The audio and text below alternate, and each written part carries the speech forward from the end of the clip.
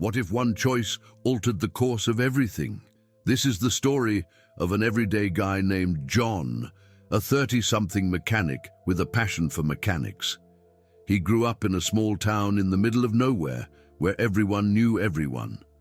John was a perfectionist with a gentle heart, always quick to help anyone, including a stranger. It was a bright Saturday morning, and John had taken the day off from his workshop to wander into the secluded terrain that lay beyond the town. He hopped in his old sedan and drove off on an adventure to clear his mind and have some peace and quiet in nature. It was sunny, and the air was crisp and clean, setting up for the perfect day to be out driving. Driving away from town, the landscape started to shift. The paved roads were dusty trails, and the thick forest on either side of the path felt like it was closing in around him. It was an isolated location, but John reveled in the thrill and freedom of being able to break away from the routine of daily life. But that day, the universe had other ideas in store for John. Just past a nasty patch of gravel, his car started sputtering and then died. Confused and frustrated, John attempted to restart the engine, but it was to no avail. The car was completely dead. He opened the hood, looked under the hood for a quick fix, but found it was more than he knew how to handle. John found himself in the middle of nowhere, no cell service, no way to reach anyone for help. A little nervous and quite determined, he stepped into the woods to look for the solution. He pulled a small backpack from the trunk, loaded with supplies like water, a flashlight and some snacks, and took off walking. 3 years later, I will never forget the moment I first stepped onto the trail at the end of summer. John walked, crunching the autumn leaves below his feet lit up with sound, the chirp of birds, rustle of leaves. The further into the woods John walked, the more he began to feel like he was being surveilled. He looked around, but nothing was unusual. He thought of bears and snakes, any number of wild beasts watching him from the underbrush. But John dismissed these fears and focused on the moment. He needed to get help, or at least find a way to stay alive long enough to return to town. Hours went by, and hope started to fade for John. It was an untamed wilderness with no signs of civilization. But just as he was on the verge of giving up and turning back, he found something. Through a break in the trees, he saw a small, worn-down cabin nestled in the thickets. It seemed deserted, ivy scaling the walls and windows shattered. But to John, it was a ray of hope. John confidently approached the cabin. He rapped on the door, half expecting it to crumple under his touch. He was startled when the door slowly opened, revealing the inside of the organ, dimly lit and full of mystery. John walked in, letting his eyes acclimatize to the dark. The cabin was sparsely furnished. An old dusty table, a few rickety chairs, a small wood-burning stove. His mind raced as he dashed around the cabin, searching for any other signs of life or clues.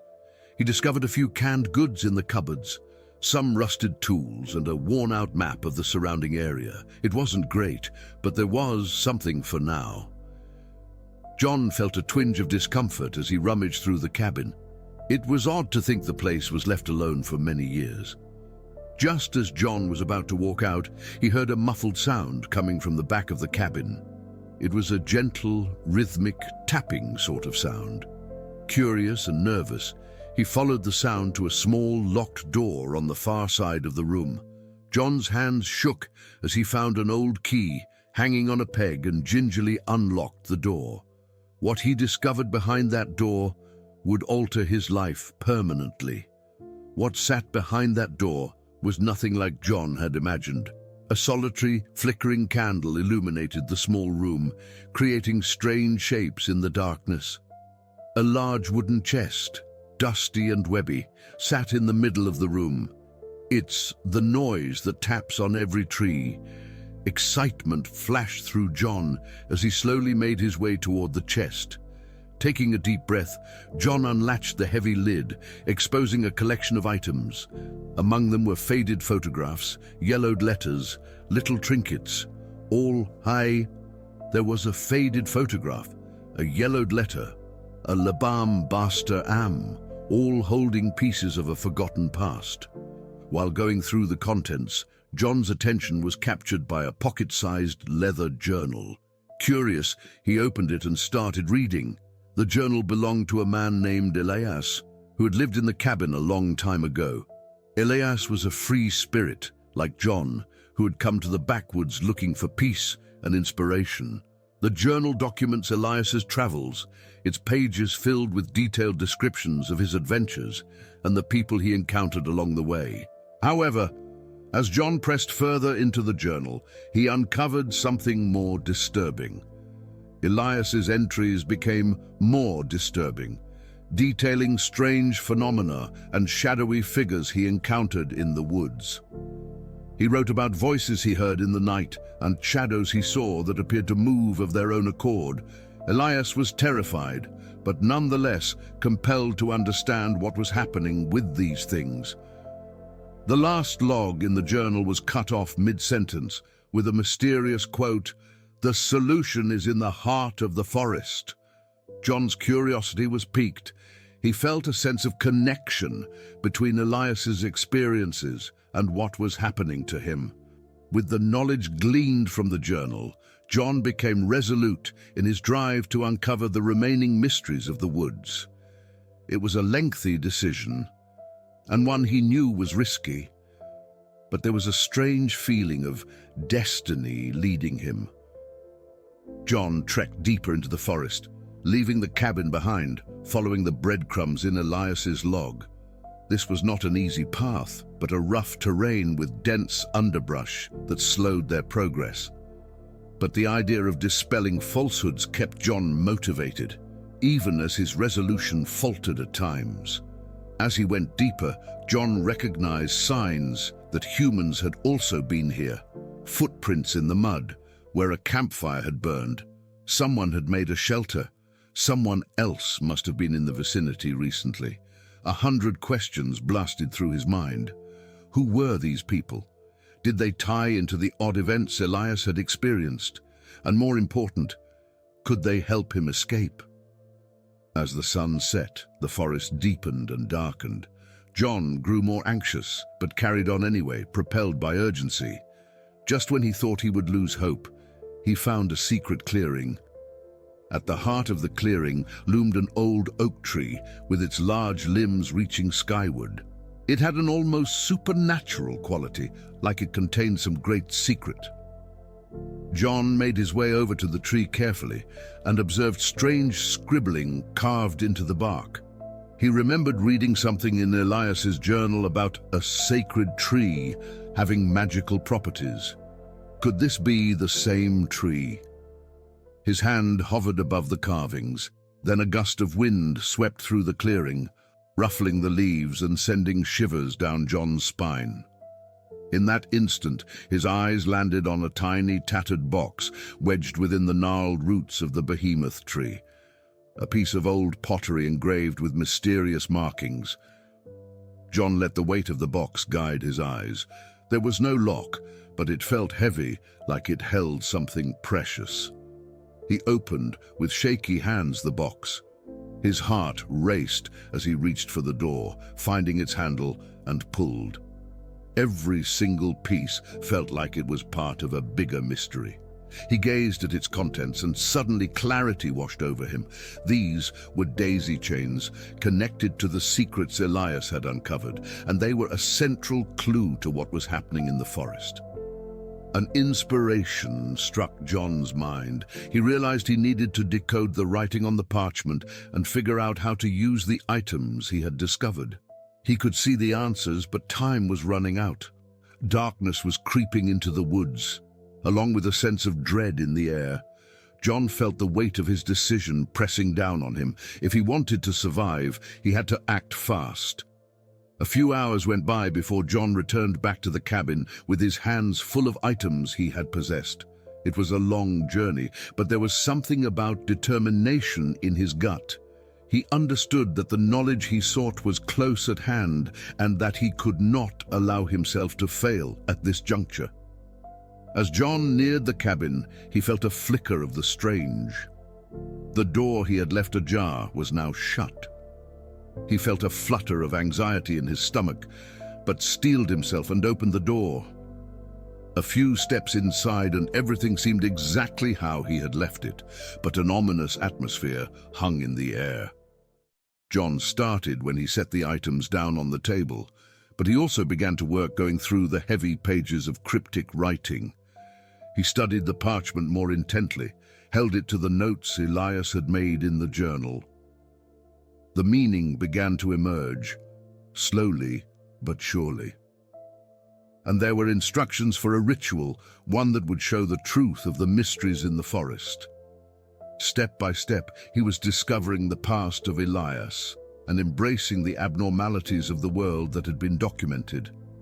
The weight of history hung heavy in the air around him, and he felt that he stood at the edge of revelation. John stared down at the parchment again, feeling the air around him heavy with an uneasy tension. Every word rattled with subtext, and the burden of his discovery washed over him like a tide. What he failed to realize was that unseen eyes watched his every movement. The moment he had been waiting for had come, finally, 20 years later, the ritual described on the parchment stage to be performed by him. The walls of the cabin were alive with darkness, the flickering candlelight producing ghoulish figures that made him shiver. His mind was racing as he complied, a whirlwind of fear and determination. Then came a loud bang from inside the cabin. John jerked at the sound, his eyes shooting to its source. The door, which he had closed, was open, and a shape stood in the doorway. It was tall, and the dark figure was the only thing outlining its shape. Then John froze as he realized he wasn't alone. As the figure came into the light, we saw it was an old man with a weathered face and piercing eyes. He said he was Elias's brother, a strange hermit who had dwelt in the woods for years. William had seen John since he entered the forest and wondered what that stranger was up to. William was cautiously curious. He revealed that years earlier he'd stumbled upon Elias's journal and he'd been trying to find the truth ever since. John knew that whatever treasures the godling had placed in the box, they held the secrets of the forest, and the godling offered to help John translate the truth they contained. John reluctantly took William's offer, feeling a mix of relief and suspicion. They had pored over the journal and the parchment together, solving the puzzle that Elias had left behind. The stories filtered through, and as they worked, William began to share similar tales of his own experiences in the forest, strange occurrences and unexplained phenomena that echoed Elias's words. John felt more and more suspicious as they investigated the crime. He began to feel in his gut that William was covering up, that he was not what he seemed. He picked up on small signs, slips in eye contact, pauses, inconsistencies in William's accounts, that suggested a greater deceit. But with no one to turn to, John kept his doubts to himself and agreed to continue working with William. As time moved from day to night, things gets worse between John and William. There was an edge of distrust in their interactions, each man suspicious of the other's motives. John had fear swirling in his head, but also curiosity and determination to find out the whole truth. One night, while they were just getting to grips with a particularly cryptic passage, John caught a flicker of anger in William's eyes. It was only a brief moment, but it sent a shiver down John's spine. He could see William was getting more and more anxious, and that his patience was starting to run out. The stakes of solving the mystery were weighing heavily on them both. One day, in desperation, John chose to confront William.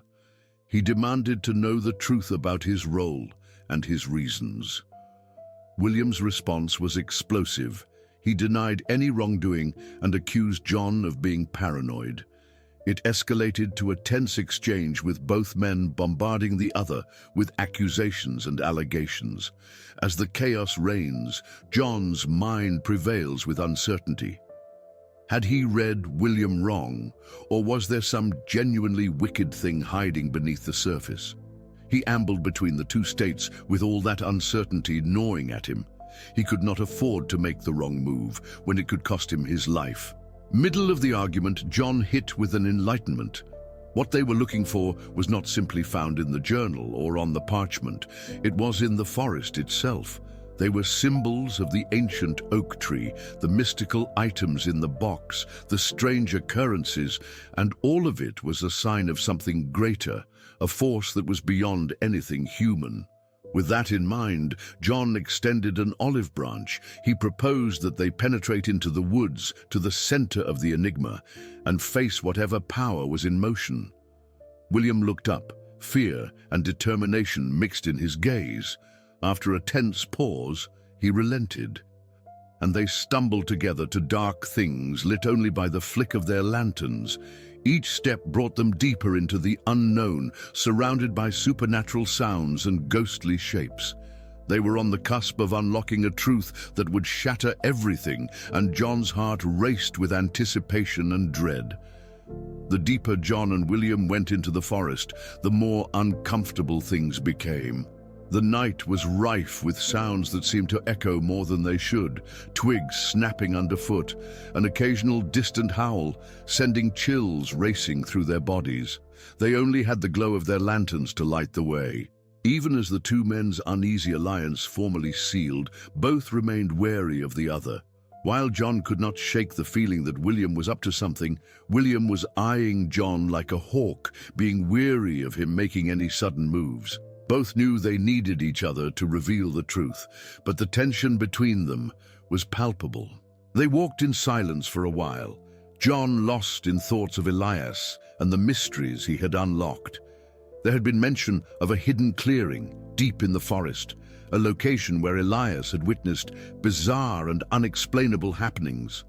John set out in search of this clearing, convinced it was the key to unlocking the supernatural phenomena. Days of careful work in the thick brush brought them to the clearing described in Elias's journal. The clearing was surrounded by ancient trees, whose limbs arched over the clearing, forming a natural canopy. At the heart of the clearing arose a massive stone, smooth and flat, etched with minute carvings that shone in the moonlight. It was something mesmerizing and unsettling to see. With trembling hands, they stepped closer to the stone, the beams from their lanterns creating shadows. When they looked at the carvings, John had a strange feeling of familiarity and thought that he had seen these symbols somewhere. He remembered a passage in Elias's journal that described a place of ritual, the place where the natural and the supernatural had common ground. Genushed. John set about reading both the instructions of the journal and the inscriptions within aloud in equal measure. The air crackled with energy as he spoke the ancient words. Brighter glowed symbols on the stone, illuminating the clearing with an eerie light. Just then, a rumble flew through the dark, dense wood. An earthquake rumbled beneath their feet, followed by a fierce wind that blew through the clearing, snuffing out their lanterns. John and William found themselves swallowed by shadows, with only the luminous markings on the stone to guide them. They struggled to relight their lanterns, panic setting in. John heard the whispering voice in the darkness, the way it seemed to come from everywhere around them, almost like it was on the other side of the reality of the world. It spoke in a tongue he could not decipher, though the timbre was urgent and admonitory. John felt his heart pound as he understood that they were not by themselves. Just as the fear almost engulfed them, the wind abated and the ground stopped shaking. The writing on the stone faded and the clearing was enveloped by darkness once more. John and William managed to reignite their lanterns, their faces still pale with fear and confusion. As they regained their breath, William 392's 375392391 behavior shifted. His gaze darted to Bai, and he seemed more frantic than previously, as if he were looking for something. John grew suspicious and confronted William for the second time. This time, He required to know the truth about William's relationship to Elias and the incidents in the woods. William hesitated, making his face a riddle. Finally, he exhaled and told a startling truth. For years, he had been pursuing Elias's path of trying to unlock the secrets of the woods. However, William, unlike Elias, had grasped the presence of dark force, a wicked entity that wished to dominate the forest energy. William explained that the forest was the domain of an ancient spirit, a protector of the woods that had been roused by mankind's intrusions. Realizing that this spirit had become twisted and was now a dark entity that warped nature for its gain. Elias had unwittingly summoned this spirit through rituals he had performed, and William had been searching for a way to exorcise it ever since. This revelation sent John reeling. Now it all made sense, the mysterious occurrences, the symbols, the hidden clearing.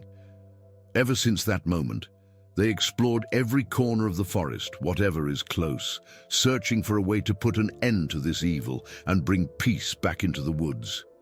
There had been one last ritual William had said they could perform to banish the corrupted spirit and restore harmony, but it demanded a considerable sacrifice, one that would have challenged their commitment and bravery. For John and William, this meant that if they wanted to live and to be able to save the forest, they must go through with the ritual.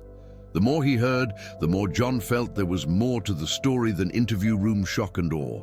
Were William's motives truly pure, or was another level of deception yet to be revealed? But with no other options, he chose to put faith in William one final time. They formulated the preparations, combined the needed ingredients, and followed the detailed processes from Elias's journals. Tension filled the air. The burden of the ritual pressed at the edges of John's mind. The stakes were highest yet, and they could not afford to fail. John and William readied for the final ritual. They collected the elements from the woods, the unique herbs, rocks, and holy markings that Elias had carefully chronicled in his diary. The air had crackled with the chill of dawn and the Klieg lights of what was to follow.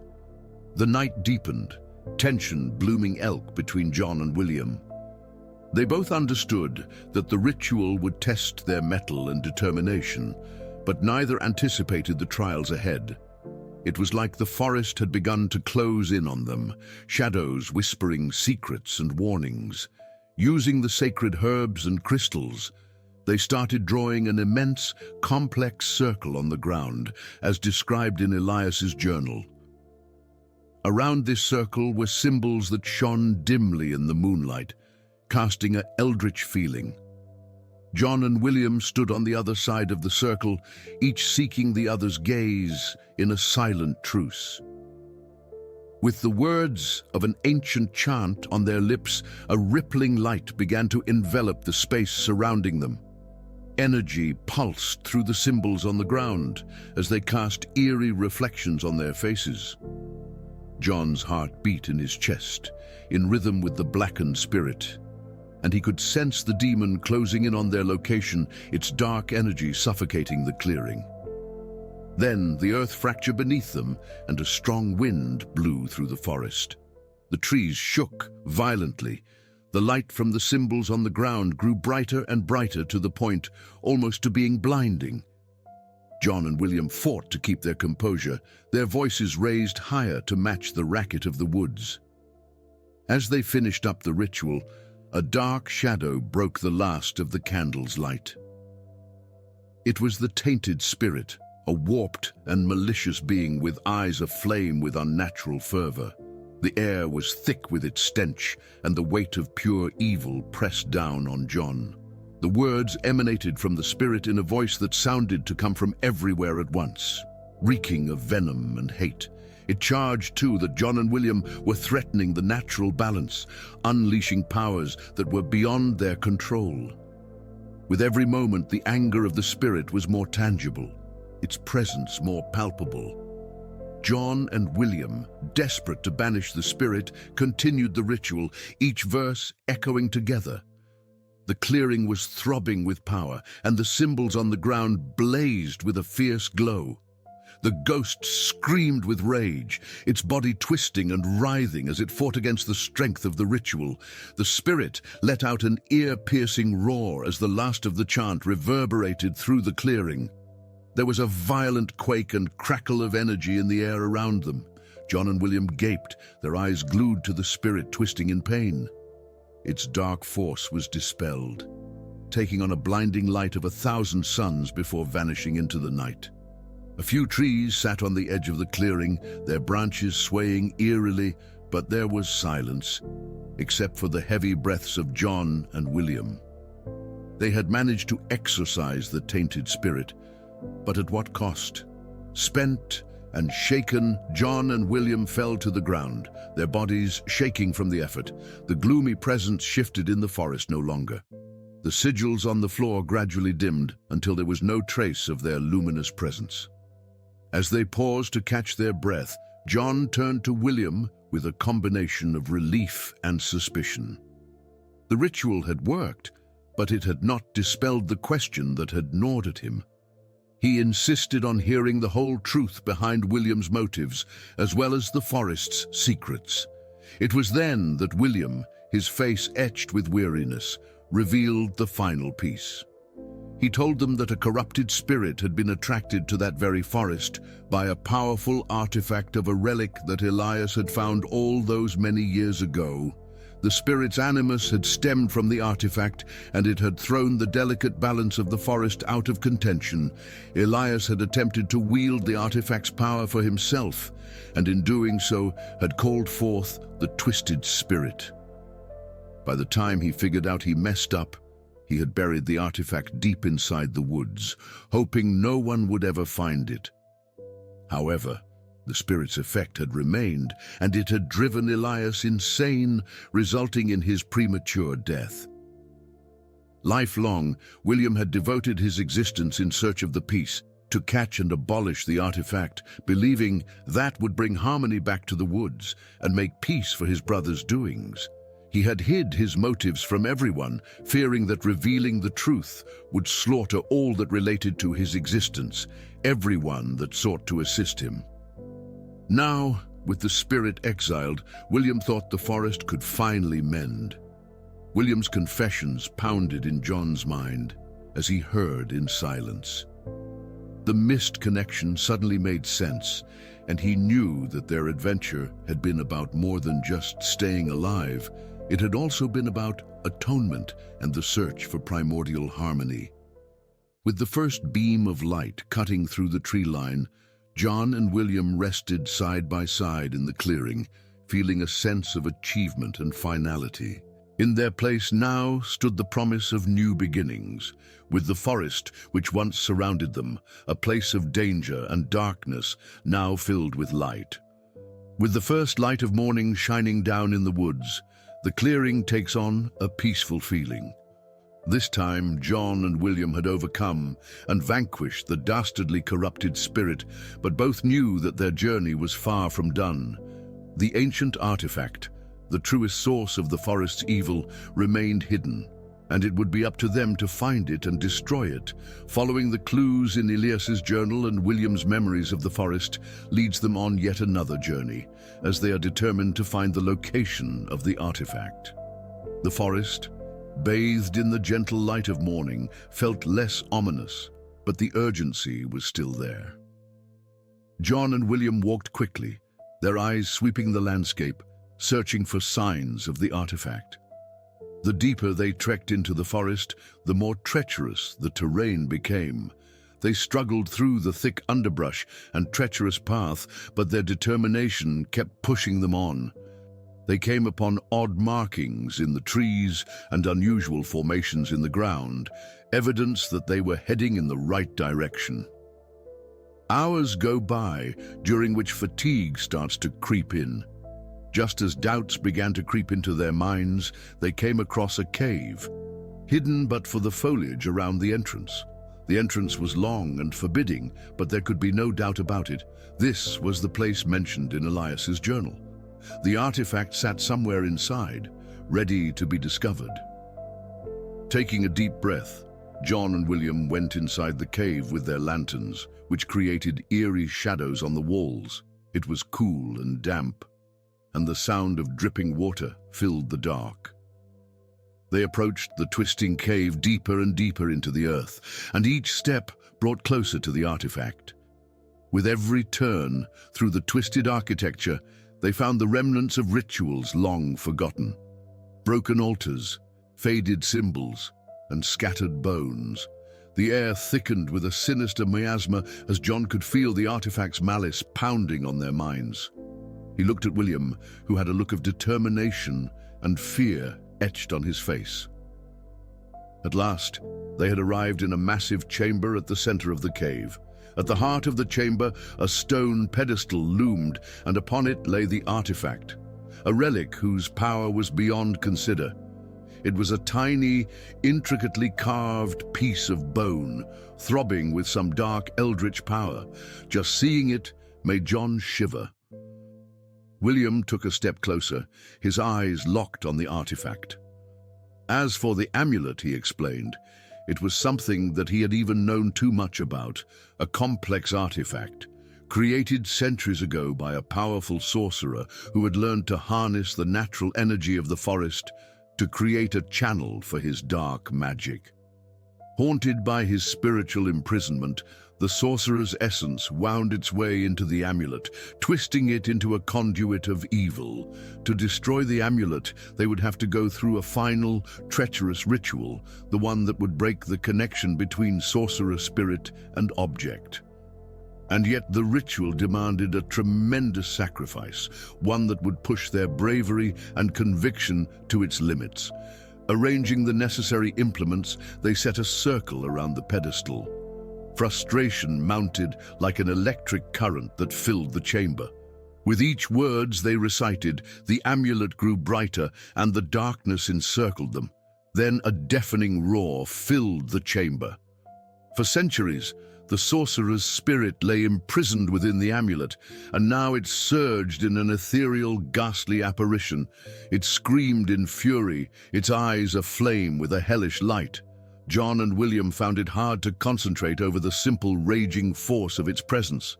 The spirit attacked, its immaterial body whip-like in a swirling mass of dark energy. John could sense the heaviness of its evil crushing him, attempting to choke him. But he stood his ground, his voice rising in defiance as he resumed the chant. The amulet glowed brighter with every word, the spirit's wails more frantic. The earth shook beneath their feet, and they were bathed in a blinding light. Anger and determination filled both John and William as their voices reached a crescendo. Their words sang out like a battle cry through the chamber. The last bang, and the amulet fractured, the soul cried out in horrid shriek.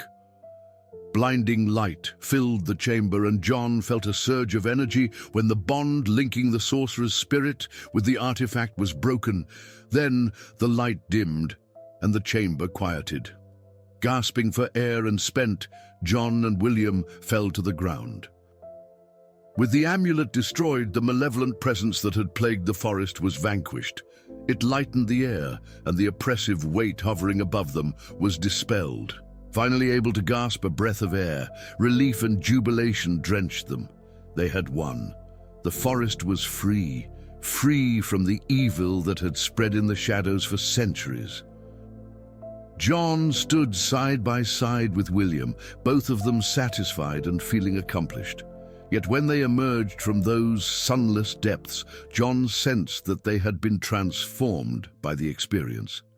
They had endured unfathomable trials and discovered deep truths, and theirs was a bond forged in the fires of their shared trial. As they stepped into the light of day, John gazed at the woods with fresh eyes. It was a beautiful and mysterious place, a testament to the strength of nature and the determination of the human spirit. It had been a hard road to get here, but worth every mile as John and William stepped out of the cave, their hearts heavy with the knowledge of what was ahead of them. The forest was bathed in the soft glimmer of dawn. They'd vanquished the amulet and banished the tainted spirit that had resided within. But the real test of their conviction was still pending. With the evil presence expelled, the forest held its breath, awaiting the last element of the conclusion. And as they walked back towards the clearing, John couldn't shake the fact that something was up. There was something electric released in the atmosphere, rustling in the trees that somehow made everything seem dangerous and clandestine and full of secrets he could not access. His eyes turned to William, whose face bore the marks of resolve and fatigue. Both understood that the road was far from done. They returned to the clearing, set up camp, take a breath. Their lives hung in the balance by the thread of their ordeal, but they were still united by some common bond of brotherhood born out of their shared trials. Sitting by the fire, William began speaking of Elias, telling them tales of their childhood and the connection they had forged. William listened closely, his heart rich with compassion for John. It wasn't just about solving the mysteries of the forest, it was about forgiveness, closure, and healing from the past. He understood from that day that they were both looking for something bigger and something that was more than their lives. As the darkness of the night deepened, William dropped his last bomb, sending a shiver down John's spine. The amulet they had recovered was merely one piece to a much larger puzzle. There was still another artifact they needed, buried deep within its heart, that would explain the nature of the corrupted spirit. This relic was called the Heart of Darkness, and it had been the heart of that spirit. This revelation set John's mind racing with implications. But the journey wasn't over. They would have to find and destroy the Heart of Darkness to ensure that the malignant force would never come back. And the stakes were as high as ever. Failure was not an option. Speaking of this, John Punjabi and William Kashmiri took a deep breath and gave each other a daunting look for the final phase. There was dark ahead, but they knew they could not avoid it. They began their journey in the deep of night, the misted forest closing in around them, shadows thickening. The closer they got to the heart of the forest, the thicker the air became. There was an ethereal energy in the air, and the sounds of the evening echoed with a demonic undertone. With each step, John could feel the pressure of the Heart of Darkness upon him, its evil shadow gaining strength. Elias's notebook was full of clues, and despite the gnawing fear in their hearts, John and William continued onward. They had to contend with thrones of underbrush and rocky paths. They were not making progress quickly, but they were not willing to give up. They reached the edge of the forest, and they saw strange sights as they ventured deeper into its heart. Trees that whispered secrets, shadows that danced with a will of their own, and ghostly lights that twinkled ahead of them. There was something vile in the forest, and John knew that they were getting closer to the Heart of Darkness. At last they came to a secluded glade, deep in the forest. Within this glade stood a colossal tree, its bent and gnarled branches reaching up toward the heavens, with the appearance of mangled fingers.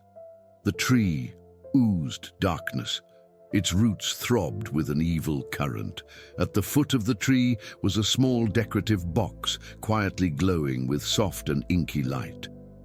John realized straight away that this was the Heart of Darkness. It made him tingle all over, and in his mind he could sense, even with the eyes closed, the dark energy emanating from the corpse. All they had to do now was retrieve the box, which John and William cautiously stepped toward, their hands shaking with excitement and fear. Before them lay the final conflict, whose outcome would decide the fate of the forest and their very lives. Breathless, John and William crept to the box by the base of the monolith tree. The shadowy radiance in the Heart of Darkness had long tentacles that plunged the glade into the dark. With such fear about, John's heart banged in his chest as he reached out to open it, his hands trembling equally with fear and determination. When the lid of the box creaked open, an eddy of dark energy hit them, taking their breath for a moment. Within the box was the Heart of Darkness, a small, blackened crystal, which throbbed with an otherworldly radiance. It sent a shiver through John, and he could feel its gaunt power surging in the air. It was William's voice that filled the silence, laced with both awe and apprehension. "This is it," he whispered, "the power source of the corrupted spirit. We need to kill it, otherwise the forest never gets free." John nodded, a hardening of his resolve. They had gone too far to go back now. Step by step, they started to get everything in place for the last ritual, based on Elias's journal and where the threads led. The ritual was a test of precise timing and coordination, and any error could have catastrophic consequences. Their voices grew in tandem, and the heart of darkness shone even brighter, twisting its hatred into a storm around them. The earth rumbled beneath their feet and the air hummed with energy. The ritual hung heavy on John, but he focused, his voice steady, pulled in an icy breath of wind, and rolled a dense fog in the assault glade, hidden from view. The corrupted spirit of the malevolent re-emerged, its ghostly figure materializing before them. Its eyes glowed with an unholy fire, and its voice rang through the glade, thick with rage and derision. "You dare to challenge me?" The spirit breathed, its voice an icy hiss. "You will end up like Elias." John's heart pounded, but he held his ground, his voice rising in defiance. "We will liberate this woods from your wicked grip," he declared, fixating his gaze on the spirit's fiery eyes. "Your reign of darkness is over." The ghost hunched and writhed in rage. It unfurled, tendrils of dark energy, snapping out and hitting the earth around them. John and William ducked the onslaughts of the attacks, their voices increasing in volume as they chanted on. It was as if the heart of darkness was throbbing with a blinding brightness, and a translating energy reverberated in the glade. But in its energy-imbued state, the spirit lunged toward John, a tendril of wickedness barreling toward him. But William instead bravely intervened at the front lines, putting his own body in the way. The spirit attacked him, impacted, and he cried out in pain, but he did not falter.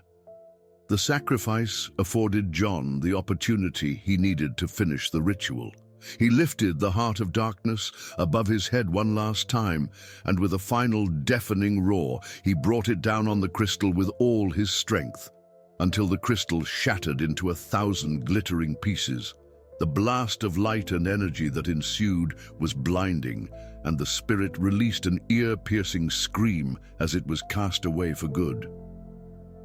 The glade was quiet again, though the air still crackled with the energy of the ritual. John knelt down next to William, worry bubbling up inside him. William's face was pale and breathing shallow, but he managed a feeble smile. "We did it," he said in a hushed tone. "The forest is free." There was a rapture in John's giving of thanks as they embraced, tears of relief and gratitude coursing down his cheeks. Their arduous journey had culminated in success. With the defeat of the evil entity that had tormented the forest for generations, harmony had been reinstated. By then, the first light of dawn had reached the grove, and John and William stood side by side, their hearts filled with a sense of accomplishment and closure. A forest, always full of darkness and danger, had now become a forefront for new hope. But as they walked back to the clearing, John was certain that there were still questions to be asked. He knew they would never be the same after the journey. Little did they know, all was not as it appeared, and the heart of darkness held the answers to questions they had yet to ask themselves. That journey back to the clearing was one of victory and relief. John and William have confronted their fear and triumphed against all odds to eliminate the evil presence from the forest. As the morning sun poured in through the trees, they began to see the forest in a new light, alive, pulsing, a promise. Returning to the clearing, they sat in front of the fire, their faces showing the fatigue and thrill of their trek. No longer was the forest a raging beehive, its natural balance restored. but the burden of their journey loomed large and would remain with them forever. The eyes of Isaac were filled with gratitude and curiosity as he turned to William. "I appreciate your help," he said earnestly, "but I must know, what will you do when the forest is free?" William smiled, the look on his face a mask of quiet determination. "My entire life I've been trying to find redemption for my brother's crime, the brutality of it. Now that the forest is at rest, I can finally find rest in me. I will remain here to guard this place, to keep it a haven for those seeking peace." It was a heavy load to bear, and John felt a deep respect for William's sense of purpose. "What do you make of the heart of darkness?" he asked. "Are there more of it out there?" William looked far away, lost in thought. The heart of darkness was a potent artifact, but not the only one. Failing hydraulics, where malevolent forces come to harness the power of the land, is not the only place in the world with a natural imbalance. It is our mission to discover these places and heal the harmony. A sense of responsibility settled over John. The experience had kindled in him a renewed sense of awe at the fragile interconnectedness of our planet, with the need to safeguard it being placed ever more firmly in his heart. Do you know why you were given your destiny? You felt called to do so work. His everyday life would never be the same again. As the day wore on, preparations began for how John and William would separate. They would never lose what they found in one another through their shared struggle, but they both understood that their lives were sending them in different directions. John would go back to his own town, bearing the knowledge and the lessons of their journey, and William would remain with his forest, its guardian and protector. As they finally said their goodbyes, William presented John with a small, intricately carved pendant, a token of their journey together and a testament to the forest's inner power. "Take this," he said softly. "It will be a reminder of our shared quest and fellowship, but whenever you get lost, let it guide you back to the truth." And John gratefully accepted the pendant, feeling its connection to the forest and all of its mysteries. They hugged once more, said goodbye, and agreed to meet again in the future. John returned to the town with a renewed sense of purpose. He was different now, and he instinctively knew that he could no longer remain indifferent to his now awakened call to defend the natural world. He made a promise to himself to spread the word about his life-threatening struggle and educate others about the fragile scale that needs to be upheld so the earth can stay in this natural, beautiful balance. With the evil vanquished, the forest thrived, a testament to courage, determination, and the unbreakable bond between man and nature. There was much work ahead, but John now looked towards the future with a newfound hope and resilience. As the sun rose in the sky, it began to spread its warm light in the countryside. The once dark and dangerous forest had become a place of opportunity and new beginnings, and so John walked toward his future, forever changed by the memories of the forest. It was the more profound discovery that not only had the corrupting spirit been cast out, but it was the realization that the trip had changed him. He discovered the strength, the courage, and the sense of purpose that would help him face whatever was to come. He arrived at the edge of the woods and looked back one last time. John paused. It's a database of knowledge, an annal of data. It became a part of him, and he felt a strong connection to this place. At last, with a distinct feeling of resolve walking within my heart and clarity resting in my mind, I made the final steps out of the woods and into the world. The end, or perhaps, like me, the beginning of a new journey. John's mind was busy running through the events of the past few days as he walked back toward the town. That all seemed like a surreal dream. The woods, dark, dangerous, were a faraway memory now. The evil spirit that had tormented it was gone, and in its place was peace and renewal. When John arrived in town, he was met by familiar faces, friends, neighbors who had been concerned about his sudden absence. They were visibly relieved, and they embraced him warmly. John was grateful for their concern and support, but also understood that he had transformed in ways they could not see. As he returned to life, John realized in a tremulous way it was a journey, and that was a transformative impact. He saw now that the trials he had gone through and the revelations he had made had altered the way he perceived the universe and his role within it. He thought that he had responsibility for sharing his life and spreading awareness about the fragile nature. John was inspired to start writing up his own journey, much as Elias had also done, and started documenting the events in journal form. He told how they had found the cabin, the strange artifacts, and their last encounter with the corrupted spirit. He spoke with the power and lucidity that come only when you find the right words to convey what the experience changed in you. As he composed the words, John thought of William, the man with whom he had shared his struggle. He knew that William would never give up on his battle to preserve the forest, and he was proud to have played a role in that battle. There were many more details left to be sorted out, and John, already without his boss William, was determined to stay in contact with him.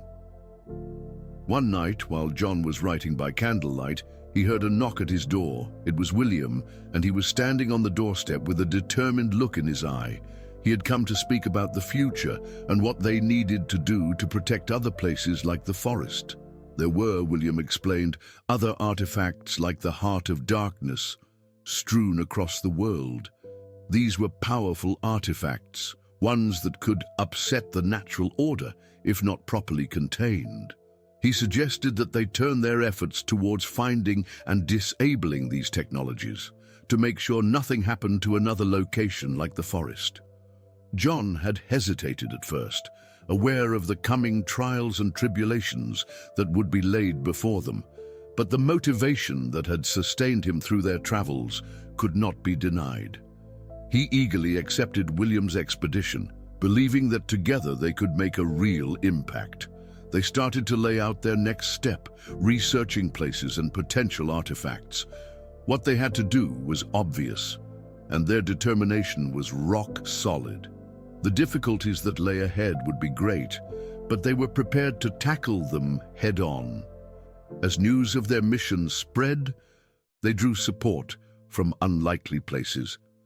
Those who had learned of their journey reached out with advice, prayers, and resources. John and William redoubled their efforts and soon realized they were not alone in their quest.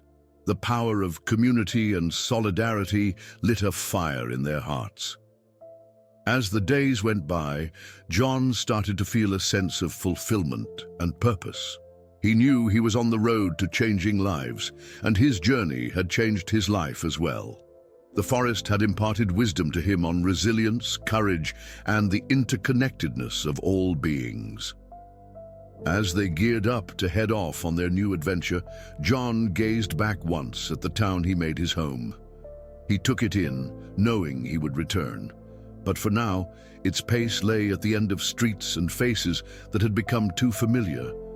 He plunged into the unknown with optimism and zeal, eager to take on whatever challenges and opportunities came his way. Now that John and William were tasked with a new mission, they felt the wind change direction with a new sense of purpose.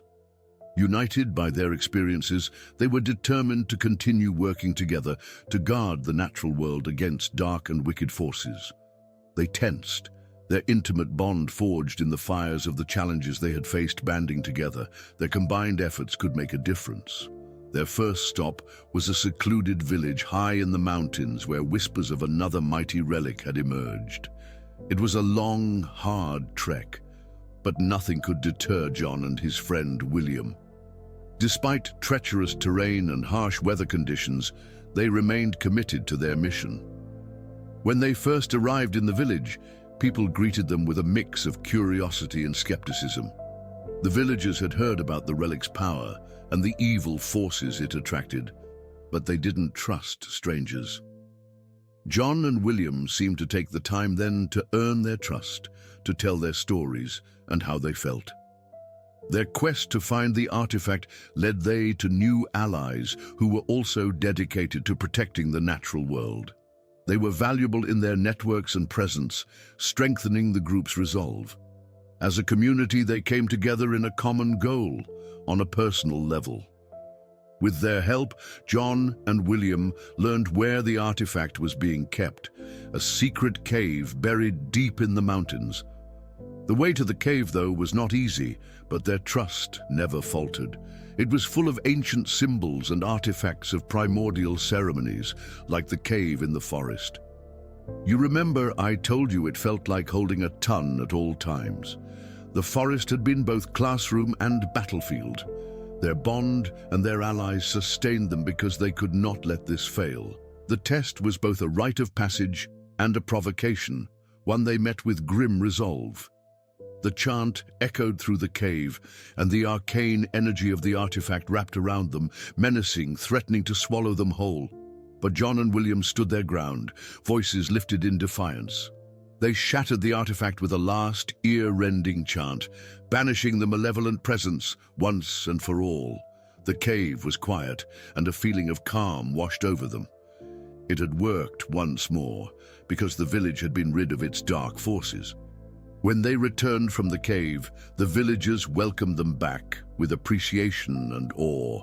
John and William knew that a long way was yet to go, but they had the satisfaction of doing good. They had shown that their shared purpose outweighed any challenge. John and William were only becoming stronger and more determined with each challenge thrown their way. They still traveled the world to find the artifacts left behind and restore the natural environment. They had dangerous and victorious adventures along the way, but they faced challenges with bravery and resolve. All this started working very well as more people joined their efforts. Their mission turned into a movement, and their legacy extended far and wide. They had become representations of endurance, bravery, and zenith connection between man and nature. Time flew by, and with every passing year, John and William reflected on their legacy and felt proud and humbled. They had encountered trials beyond comprehension and revealed deep truths, but also gone through such moments of happiness and connection that had brought them into who they were today. It was a tale of resilience and the need for conservation. It served as a reminder that no matter how dark the situation became, the light of hope and determination was still able to lead the way ahead. Ultimately, John and William gained comfort in the knowledge of their impact. It had been a long and grueling journey, but it had been worth every single step. They walked away with the lessons they learned and a tight bond that wouldn't be easily broken. And as they gazed into the future, they realized their work was more than merely preserving the natural world. It was waking others up to the task. For their legacy will live on in the hearts and minds of their successors, preserving velvet of the earth's cement as even for ages on. The story of John and William is a testament to the power of courage, resilience, and the indomitable bond between humans and nature. And through their trials and achievements, they learned that even when confronted with darkness, the light of hope and determination will pave the way. And as we remember their story, we should also remember to protect our natural world. These forests, mountains, and rivers are not mere spaces. They are sentient living creatures, deserving of our respect and stewardship. Nature is often at the brink, and preventing it from falling over is a responsibility that we pass on to the next generations. What would you have done in John and William's shoes? The one thing they all feared was the unknown, and what in it threatened the natural order. Their journey asks us to take a good, hard look at how we are trying to protect the environment and fight the good fight. John and William's story, however, reminds us that we aren't alone in our struggles. We cannot face difficulty alone, and the guidance of friends, allies, and the larger community can be the difference between overcoming pain and reaching your goals. Let us unite in this global movement to protect our Earth and create a brighter future for all. A short bio that you can take out with different modules. Have a quick sentence about yourself. Tell us your thoughts and reflections in the comments below and let us know how this story has resonated with you. You are reading this and you are here with us. Thank you, insertion notice, because it's your presence and support that keeps us bringing to you meaningful and thought-provoking content. We have dates scheduled. Come along on this exciting journey of discovery and change. Together, we can protect our world of nature and leave behind legacy of courage and resilience. We can make difference together. Hope you enjoyed and see you in the hallways. The road is long, brutal, painful, and well worth every step. Be brave, be steadfast, and keep fighting for a better future.